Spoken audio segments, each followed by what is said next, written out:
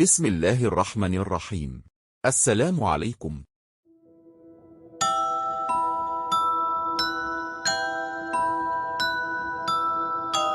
फिलिस्तीन की शहजादी सितारा परी को इस बूढ़े पिरजाद बड़ई का मकान बड़ी मुश्किल से मिला था, जिससे मिलने के लिए वो बादशाह और मलिका से छप कर आई थी। इसने पिरजाद बड़ई के मकान का दरवाज़ा खटखटाया। थोड़ी देर बाद दरवाज़ा खुल गया। दरवाज़ा खोलने वाली एक निहायत हुसैन व जमील परी थी। वो सितारा परी को हैरत भरी नज़रों से देखने लगी। क्या अलिफ अज़्म बड़ई का घर यही है? हाँ, वो मेरे चचा हैं, मगर तुम्हें उनसे क्या काम है? शायद तुम मुझे नहीं जानती हो। मैं सितारा पर हूँ और मैं पिस्तान के बादशाह की लड़की हूँ, सितारा परी ने बताया। वो पहचान गई और बोली, मैंने तुम्हें कभी नहीं देखा था, इसलिए तुम्हें नहीं पहचान सकी थी। घर में इजावे, मेरे चचा तो एक ज़रूरी काम से गए हुए हैं, शाम तक वापस आएंगे। क्या कोई ज़रूरी काम था? दरअसल मैं तुम्हारी चचा से नहीं, तुमसे मिलना चाहती हूँ। तुम्हारी वजह से मेरी उम्मी हुजूर सख्त परेशान हो गई हैं और इसी परेशानी ने उन्हें बीमार करके बिस्तर से लगा दिया है। सितारा परी बोली, मेरी वजह से तुम्हारी उम्मी बीमार हो गई हैं, मगर क्यों? नजमा परी हैरत से बोली, तुम्हें याद होगा कि गुज़िश्ता दिनों मेरी दादी हुजूर सख्त बीमार पड़ गई थी। हकीमों ने जवाब दे दिया था और नजूमियों ने यह बताया था कि इस शहर में आज़म नामी एक बड़ई रहता है। इसके पास एक नीले रंग का कबूतर है। अगर इस कबूतर का गोश्त मरीजा को खुला दिया जाए तो वो तंदुरुस्त हो सकती हैं। जब मेरे अबुआ हुजूर तमेरी चचा के पास पहुंचे तो उन्होंने वो कबूतर इस शर्त पर देने के अदा किया कि बादशाह सलामत यानी मेरे अबुआ हुजूर तुमसे शादी कर लें। मेरे अबुआ हुजूर को चूंकि दादी जान से बेहद मोहब्बत है, इसलिए उन्होंने इस शर्त को मंजूर कर लिया। मगर जब से उम्मी हुजूर ने ये बात सुनी है, उनका चीनो सुकून अलिफ गया है। वो ये समझती हैं कि दूसरी शादी के बाद अबुआ हुजूर उनकी तरफ तवज्जो नहीं देंगे और उनकी अहमियत ख़त्म हो जाएगी। इसी फिक्र में उन्हें बीमार कर दिया है। अच्छी नजमा परी, क्या ये नहीं हो सकता कि तुम मेरे अब्बा हुजूर से शादी ना करो? तुम इनकार भी तो कर सकती हो। मैं तुम्हारे पास बहुत सी उम्मीदें लेकर आई हूँ। नजमा परी की आंखों में आंसू लरसने लगे। वो रुंधी हुई आवाज में बोली, सितारा परी, मेरा चचा बहुत लालची आदमी है। जब उसने ये सुना कि इसका नीला कबूतर बादशाह सलामत की उम्मी के मर्ज का वाहिद इलाज है, तो इसने ये मंसूबा बनाया कि मेरी शादी बादशाह से करा देगा, ताकि जब मैं मलिका बनकर महल में जावी तो वो भी मेरे साथ महल में रहने लगे और वहाँ रहकर चोरी चोरी शाही खजाने से दौलत निकाल कर जमा करता रहे। यही बात सोचकर उसने बादशाह सलामत के सामने अपनी ये शर्त रखी थी। तुम्हारा चचा तो बहुत चालाक आदमी है, तुमने पूरी बात तो सुनी ही नहीं। तुम ये सुनकर शायद हैरत करोगी कि मैं शादीशुदा हूँ, मगर मेरे जालिम चचा ने मेरे शौहर को न जाने कहाँ कैद कर दिया है। मेरे मकवर चचा ने मुझे इस बात की भी धमकी दी है कि ये राज अगर किसी को बताया तो वो मेरे शौहर को कत्ल कर देगा। वो रोने लगी। सितारा परी जाने के लिए उठी।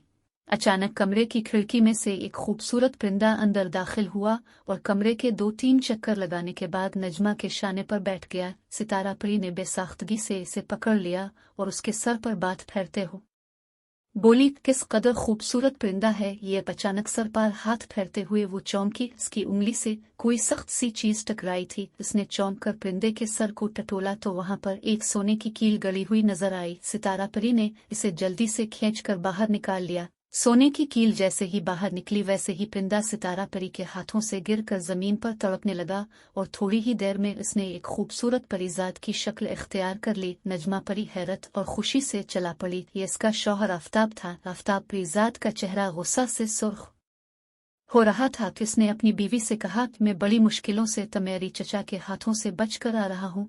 तुम्हारे चचा ने तुम्हारी शादी बादशाह सलामत से कराने के लालच में मुझे परिंदा बनाकर एक पिंजरे में बंद कर दिया था। आज वो मुझे लेकर एक वीरान इलाके में गया था कि मेरी गर्दन मरोड़ कर मेरा काम तमाम कर दे, मगर उसने जैसे ही मुझे अपनी गिरफ्त में लेने के लिए पिंजरे में हाथ डाला, मैंने जोर से उसकी हथेली की पुश्त पर चोंच मारी। दर्द के मारे उसकी चीख निकल गई। उसने जल्दी से अपना बात बाहर खींच लिया। मैं फुर्ती से पिंजरे के खिले दरवाजे से बाहर निकल आया और एक तरफ को परवाज करने लगा। वो काफी देर तक मेरे पीछे भागता रहा, मगर फिर मैं एक घने दरख्त के पत्तों में छप गया। वो मुझे उधर उधर ढूंढता रहा, फिर मायूस होकर चला गया। अब मैं सीधा यहीं आ रहा हूँ। नजमा घबरा कर बोली, खुदा के लिए अब कहीं छप जाइए, ऐसा न हो कि वो फिर अब पर जादू कर दे। फिर अभी इसकी बात मुकम्मल हुई ही थी कि बाहर का दरवाजा बड़े जोर से खुला। नजमा परी बौखला गई। जल्द छूटिए से बोली, आप इस पलंग के नीचे छप जाए। शायद वो आ गया है। आफताब के लिए छुपने के अलावा कोई चारा भी नहीं था। वो जल्दी से पलंग के नीचे घुसने लगा, मगर इतने में वो मकूर बूढ़ा अलिफ अज़्म आ गया। इसने निहायत गुस्से से कहा, आफताब, अब तेरा छुपना बेकार है। मैंने तुझे देख लिया है और अब मैं तुझे जिंदा नहीं छोड़ूंगा, क्योंकि तूने मेरे हाथ पर इतनी जोर से अपनी चूंच मारी है कि इसमें से खून निकलने लगा है और मिर्चें भी लग रही हैं। चल बाहर निकल आ, वरना पकड़ के खींचता हूँ तेरी टांग। आफताब पीरजाद बेचारा चुपचाप बाहर निकल आया। नजमा परी की आंखों में आंसू तैरने लगे थे और अलिफ अज़्म पीरजाद आफताब को घूरने लगा। चूंकि वो खशमनाक नजरों से आफताब को घूरने में लगा हुआ था, इसलिए वो सितारा परी को न देख सका, जो दबे कदमों उसकी तरफ पीछे की जानिब से बढ़ रही थी।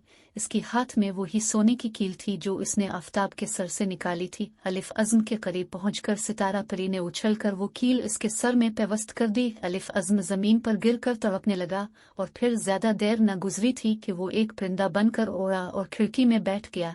अब वो सितारा परी को घोर रहा था। अपनी जालिम और लालची चचा से निजात पाकर नजमा परी बेहद खुश नजर आने लगी थी। इसने सितारा परी के सर पर बात फेरते हुए इसकी अक्लमंदी और फुर्ती की तारीफ की। आफताब ने भी इसको शाबाश। बाहर गली में चंद परियों के शरीर बच्चे गुलेल से दरख्तों में लगे हुए फलों और छोटे परिंदों का निशाना ले लेकर पत्थर मार रहे थे। अचानक एक बच्चे की नजर खिड़की में बैठे हुए बूढ़े आजम पर पड़ी, जो परिंदे का रूप धार चुका था। इसने ताक कर जो गुलेल से एक पत्थर मारा तो उसकी खोपड़ी के 2 टुकड़े हो गिवातर से कमरे के फर्श पर गिराए। खोपड़ी टूटने की वजह से जादू की कील भी निकल गई थी और वो अब फिर अपनी असल शक्ल में आ गया था। आफताब ने मुर्दा आजम की तरफ नफरत से देखा और बोला, लालच और जुल्म का यही अंजाम हुआ करता है। अच्छा हुआ जो ये मर गया, वरना फिर कोई मुसीबत खड़ी कर देता। आफताब ने सितारा परी का बहुत बहुत शुक्रिया अदा किया। नजमा बोली, जाओ बहन, अब तुम्हें हमारी तरफ से कोई शिकायत नहीं होगी। फिर सितारा परी इससे इजाजत लेकर उड़ती हुई अपने महल में आई। इसने बादशाह है और मलिका को इस मकूर बड़ई की चालाकी के बारे में सब कुछ बता दिया कि वो किस तरह होशियारी और बेईमानी से नजमा पर छूटिए की शादी बादशाह से करा के शाही खजाने से दौलत हासिल करना चाहता था। बादशाह ने सब कुछ सुना और कहने लगा, बेटी, दरअसल मुझे तुम्हारी दादी से इतनी मोहब्बत है कि मैं उन्हें किसी तकलीफ में नहीं देखना चाहता था, और उनकी बीमारी के पेश नज़र मैंने मकूर आजम से इसकी भतीजी से शादी की बात भी कबूल कर ली थी। मुझे इसके दिल की बात का कोई पता न था कि वो इस शादी के पीछे कौन सा मतलब रखता था। चुल्लू, अच्छा हुआ हम उसकी चालाकी और फरेब से बच गए, सितारा की उम्मी ने कहा। और फिर बादशाह और मलिका के अलावा दादी जान ने भी इस वाकया पर बहुत अफसोस का इजहार किया। बादशाह तो खुद ही दूसरी शादी नहीं करना चाहता था, वो तो एक मजबूरी के तहत इस बात पर राजी हो गया था। मलिका के लिए भी अब परेशानी की कोई बात न रही थी, क्योंकि जिस खतरे के वजह से वो बीमार पड़ी थी वो टल चुका था। वो भी चंद दिनों बाद भली चुंगी हो गई और किसी किस्म की कोई बीमारी न रौदा जान भी बीमारी से सेहतयाब हो गई, क्योंकि नजमा परी ने नीला कबूतर सितारा परी के हाथ भेज दिया था। आज के बाद सब हंसी खुशी जिंदगी बसर करने लगे।